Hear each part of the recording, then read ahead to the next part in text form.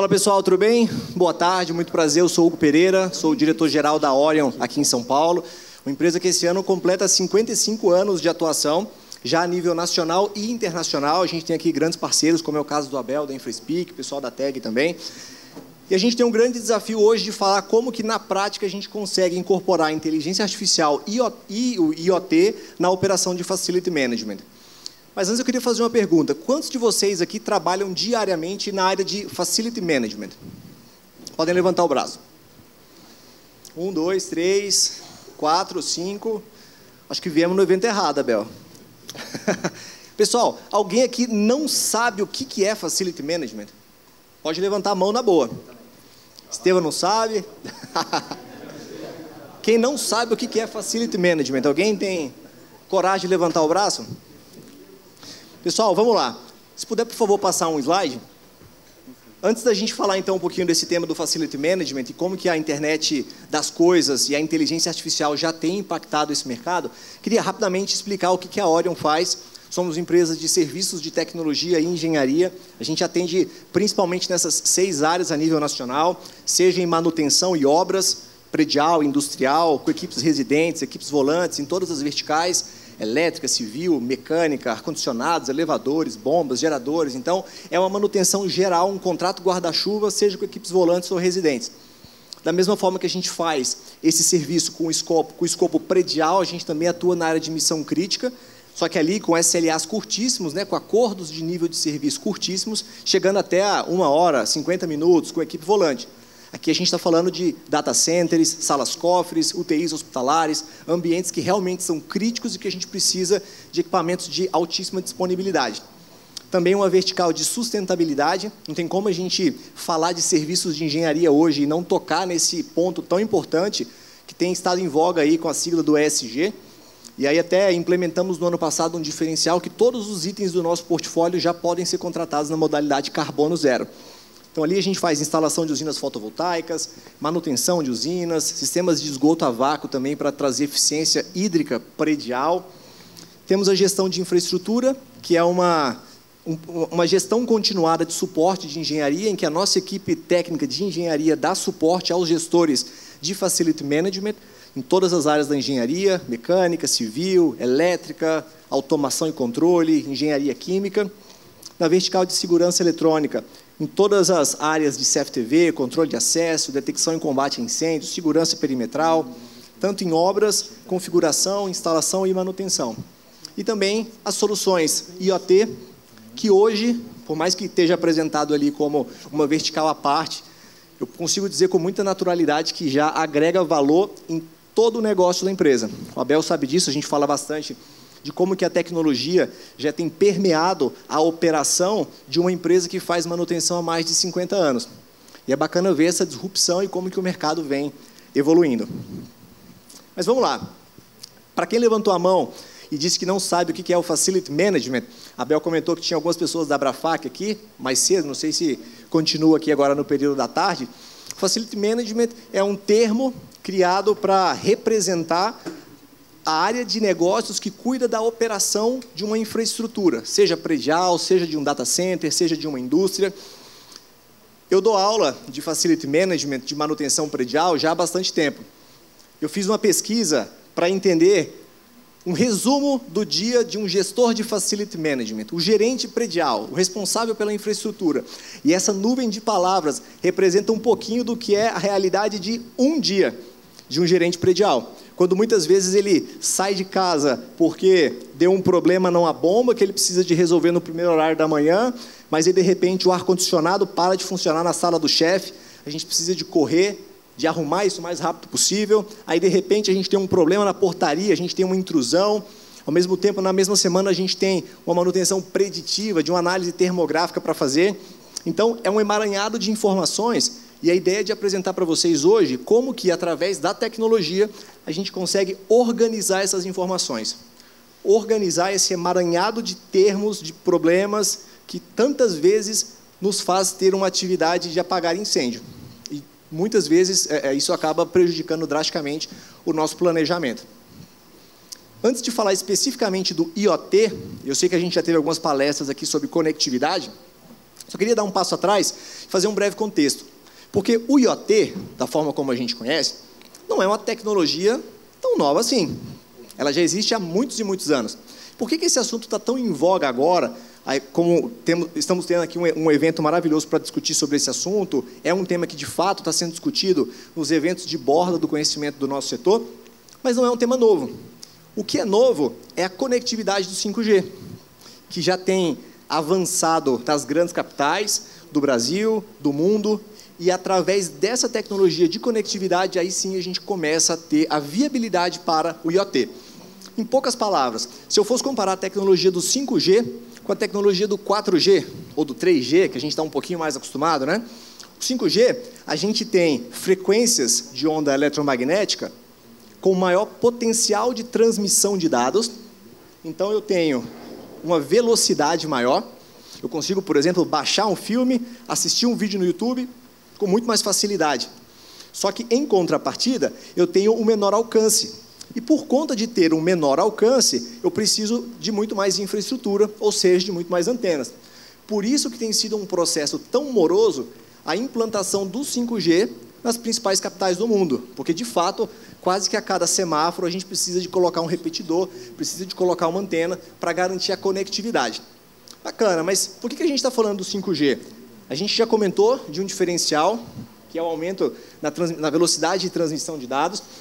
A gente tem uma vantagem da densidade de conexão, vou explicar isso melhor para vocês no próximo slide, e a gente tem uma queda da latência. Não sei quantos conhecem esse termo de latência, coloquei alguns dados ali do lado para facilitar esse entendimento. Enquanto que a latência do ser humano é de 1,6 segundo, ou seja, o tempo entre alguém entrar na sua frente, o seu cérebro conseguir captar aquela informação e pisar o pé no freio, em média, é de 1,6 segundo. Isso com a pessoa descansada, sóbria, tudo certo. Agora, se a gente pega a tecnologia do 4G, que a gente está acostumado, a gente tem uma latência de 50 milissegundos, em média. E no 5G, a gente tem uma latência que pode ser 50 vezes menor do que a do 4G, indo de 1 a 4 milissegundos. Isso daqui, por exemplo, é fenomenal quando a gente fala de uma realidade de carros autônomos, que os carros precisam de tomar decisão muito rapidamente, e eu não posso me render a um problema de conectividade, uma lentidão de internet, correndo o risco de eventualmente atropelar alguém. Legal. Falei que ia explicar no próximo slide um pouquinho sobre a densidade. E é isso que eu quero fazer agora, para deixar bem claro, para que vocês entendam o porquê que o avanço do 5G destrava o avanço do IoT. Peguei dados demográficos aqui do Brasil, e vamos fazer um estudo rápido de caso com relação ao bairro do Ipiranga. Alguém aqui mora no Ipiranga? Quem falou? Uma, duas pessoas. Legal. O bairro do Ipiranga é um dos bairros... Tem mais um aí? Tem mais uma ali. O bairro do Ipiranga é um dos bairros mais povoados do Brasil. E aí eu peguei o bairro do Ipiranga como exemplo. A gente tem, em média, isso no censo atualizado 2020, 12.368 habitantes por quilômetro quadrado. Legal. Uma informação de input que eu trago é que o 5G permite a conectividade de mais ou menos 1 milhão de dispositivos por quilômetro quadrado. Bacana. Vamos considerar que as 3 pessoas que levantaram o braço aqui, eu acho que é uma boa representatividade do público como um todo, tenha pelo menos 2 dispositivos conectados na internet, que é o seu celular e um computador. Isso se não tiver um tablet ou coisas do tipo. Vamos partir desse exemplo. Bacana. Então, vamos fazer uma conta rápida? Eu tenho um potencial de conectividade de 1 milhão de dispositivos por quilômetro quadrado, e eu vou subtrair por 2 vezes, que é o computador e o celular, vezes a quantidade de habitantes por quilômetro quadrado. Ainda me sobra o potencial de conectividade naquele quilômetro quadrado de 975.264 dispositivos. E a grande pergunta é, o que a gente vai fazer com essas conexões que estão sobrando? A gente vai conectar as coisas. Então, o problema de que o IoT estava travado não é porque a gente não tinha tecnologia no IoT, é porque a gente não tinha banda suficiente para suportar a quantidade enorme de dispositivos que a gente consegue conectar na internet. Imagina que a gente pode conectar na internet o liquidificador, a geladeira, o micro-ondas, e talvez um apartamento que antes tinha 2 dispositivos conectados, agora, com muita facilidade, vai ter 50, vai ter 60. Então, por isso que o avanço do 5G destrava o avanço do IoT. Fazendo um breve apanhado aqui do IoT, e até vou colocar um exemplo para comprovar que o IoT não é tão novo assim, a gente observa que em 2000 a LG lança a primeira geladeira inteligente. Estamos falando de quase 25 anos atrás. Essa tecnologia estava travada. Estima-se hoje que no mundo a gente tenha 600 bilhões de coisas no mundo. Coisas como essas que eu acabei de comentar. Um liquidificador, um micro-ondas, uma geladeira, pode ser um carro, pode ser um avião. E, em média, hoje, esse número chega a ser quase 100 vezes maior do que a quantidade de pessoas no mundo. Agora, pensem o seguinte, uma única turbina eólica, ou uma turbina de um avião, chega a ter 3.000 sensores gerando dados em tempo real. Então, eu tenho 100 vezes mais coisas do que pessoas no mundo, e uma dessas coisas sozinha pode chegar a ter 3.000 sensores.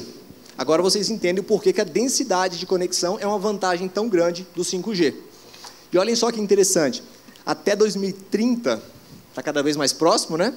Daqui a poucos anos, o Fórum Econômico Mundial já prevê, isso foi uma pesquisa de 2020, então era nos próximos 10 anos, que 2/3 do PIB mundial, incluindo as áreas de manufatura, energia, agricultura e transporte, seriam drasticamente disruptados pela internet das coisas. Para quem não conhece esse relatório da Memory, aqui embaixo, sugiro que acessem depois o portal deles. É uma empresa de fora, uma empresa de pesquisas de mercado, e eles têm um capítulo específico com esse título aqui, ó, a internet das coisas em edifícios comerciais inteligentes.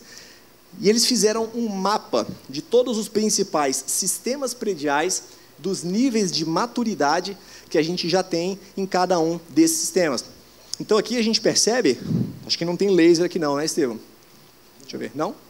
Aqui a gente percebe, eu vou no dedo mesmo, que a gente tem, por exemplo, de perto é difícil de ver, ar-condicionado, HVAC ali embaixo, controle de iluminação, Digital Twin, que a gente ouviu falar bastante hoje na apresentação excelente da NVIDIA, que eu pude participar. A gente tem medição de consumo de energia, waste management, toda a parte de resíduos que também pode ser avaliado. Então, um relatório muito bacana que mostra, dentro dos principais sistemas prediais, onde que hoje a gente ainda tem tendência e onde que hoje a gente já tem realidade num contexto de internet das coisas, inteligência artificial, aplicado de fato na gestão de um empreendimento. Na prática, o que a gente enxerga de mais usual para o mercado brasileiro? Esses são os principais parâmetros que hoje a gente consegue monitorar com muita facilidade. Mas a gente vai discutir daqui a pouco na mesa redonda, e já tem muitos outros parâmetros que facilmente podem ser analisados em tempo real através das tecnologias do IoT. Esse slide é muito bacana, porque mostra, a gente está aqui em 2024, mas se a gente for fazer uma perspectiva de 2020 a 2027, em 7 anos, a gente está falando que o potencial do mercado de IoT no mundo, também dados da Memory, vai mais do que dobrar. A gente está falando de um mercado de 38, quase 39 bilhões de dólares ano, para um mercado com a perspectiva de que daqui a 3 anos atinja quase 93 bilhões de dólares ano. Então, realmente, a gente está no momento certo de investir a nossa atenção, o nosso tempo e os nossos recursos em se capacitar e em poder oferecer isso para os nossos clientes, para os nossos clientes internos também, que vão se beneficiar de termos escritórios, indústrias e data centers, não só mais confortáveis, mas também mais disponíveis, que é muito importante na operação. Pessoal, para terminar e para a gente começar a mesa redonda, separei 3 slides com outras tendências tecnológicas, algumas já foram comentadas aqui em outras apresentações, então nem vou me expandir muito nelas, mas tive a oportunidade de fazer um curso sobre tecnologias disruptivas há algum tempo atrás, e essas 3 também estavam em destaque, além do 5G, além do IoT. O Digital Twin, que a gente ouviu bastante hoje na apresentação da NVIDIA. Essa, por exemplo, é uma representação de um data center. Em tempo real, eu consigo avaliar como está o fluxo de ar quente, ar gelado nos corredores e nas máquinas. Então, é quase que uma simulação termográfica em tempo real para a gente conseguir reposicionar as máquinas dentro da sala. E ali uma imagem que representa esse vídeo. A gente também tem uma forte tendência. O Abel comentou que a Abrafac estava aqui de manhã. Ano passado saiu uma reportagem na IFMA, que é uma instituição tão grande quanto, talvez até um pouco maior, lá dos Estados Unidos, e foi capa de revista como uma das principais tendências tecnológicas para o ano 2024, a realidade aumentada, que já pode sim ser utilizada para manutenção, para controle de estoque, para controle de validade de alimentos, por exemplo, de lotes de alimento no supermercado. Então, também é uma tecnologia interessante para a gente estar atento. E, para terminar, o BIM, que é uma tecnologia também muito importante, não tão nova também, mas que está cada vez mais em voga. Acho que durante o período da pandemia ela deu uma paralisada, uma esfriada talvez nesse assunto, mas tem retomado com tudo, principalmente porque eu consigo agora simular os meus espaços, simular os meus prédios e ter representações muito reais da construção, diferente do que seria uma planta 2D de um CAD, por exemplo, de tal forma que isso facilite drasticamente no período de operação e manutenção. Só uma curiosidade, essa é uma simulação do posicionamento do prédio no terreno, de tal forma que, a depender dessa angulação, de como que eu posiciono o prédio no terreno, e aqui uma simulação do trajeto do Sol, eu consiga simular cenários, de tal forma a ter a menor carga térmica no meu prédio. E se eu tiver uma carga térmica menor, naturalmente eu vou gastar menos com a aquisição das minhas máquinas de ar-condicionado e também vou gastar menos com a operação dos meus sistemas prediais. Fechou? Pessoal, é só um esquenta para o bate-papo que a gente vai ter agora. Já aproveito para chamar, então, o Abel, todo mundo que vai participar. E está aqui os meus contatos. Só um minutinho antes de chamar a turma aí, que a gente vai ter uma apresentaçãozinha, mas salva de palmas, Hugo Pereira.